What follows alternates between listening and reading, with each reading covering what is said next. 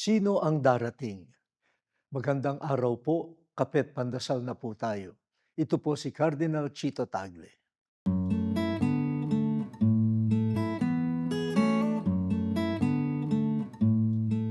Nagsimula na ang panahon ng Adbyento.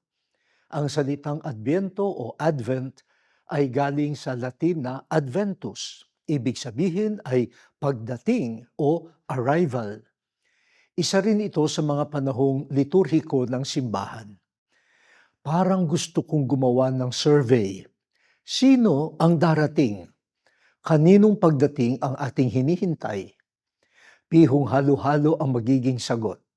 Si Santa Claus, ang kanyang sasakyan at reindeer, ang laruang hinihingi ko, ang bagong modelo ng cellphone, darating ang mga discount sa mall, ang bonus on 13th month pay, mga parol, ilaw at magandang palamuti, simbang gabi at pagkatapos nito, mainit na puto bumbong, bibingka, kape at tsa.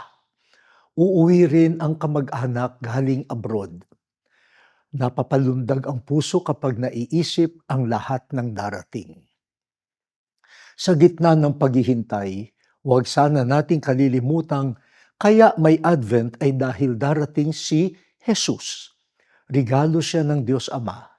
Dala niya ang regalong hindi mabibili, ang pag-ibig, habag at pagliligtas ng Diyos. Hindi mo kailangang gumastos para makamit ang dala niya. Huwag ka rin mabahala sa iyong isusuot o palamuti sa bahay mo. Simple lang siya. Sapat na ang puso mong bukas. Kapag pinapasok mo siya, magluluningning ang buhay mo. O Diyos, ituon nawa namin ang aming isip at puso kay Jesus na darating. Siya nawa ang aming panabikan. Amen.